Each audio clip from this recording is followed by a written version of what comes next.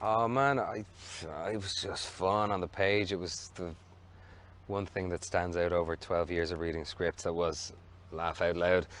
You know, I really did kind of guffaw, belly laugh about 4 or 5 times on my own on the couch at home, which doesn't happen very often when reading comedies. I've found through the years I just haven't found that many of them very funny, and this was, yeah, it was kind of crass and it was without apology, and it was at the same time, you know, there was some really well observed behavioral stuff, and it was nicely topical, and you know, it was just fun. It was fun more than anything. So continuing from the enjoyment I had reading it, then getting involved, meeting Seth, and designing the character Bobby Pellet has been a riot.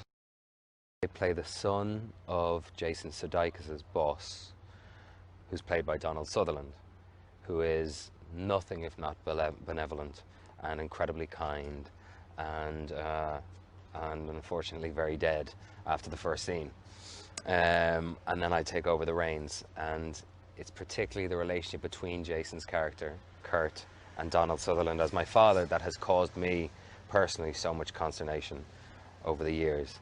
So when my dad is out of the picture and I take the reins of the company, it's one of those classic cases of the sun is gonna, it's all gonna burn really fast.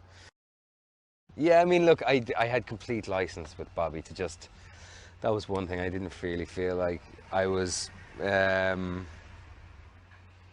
I had complete license to just be as pathologically fucked up as I possibly could be, it seems. And Seth was kind of cool with it, and you know, he was given great direction, and it was just fun. It was just fun, just, you know, allowing, freeing yourself up to be as imaginative as possible, and be as in the moment. And I had a great time playing with Jason Sudeikis, and he's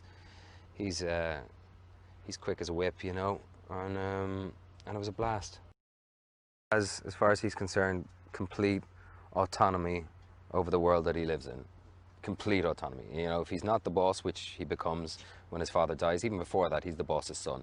So he's, you know, nobody's gonna fuck with him, and he can do what he wants, and you know, he thinks he's God's gift to women, God's gift to intellect, God's gift to humor, God's gift to the club scene. He just really thinks he's God's gift to everything that's imaginable, and he's really not. He's really sad and kind of pathetic and tragic and lonely and miserable, but he's no idea even himself that he is.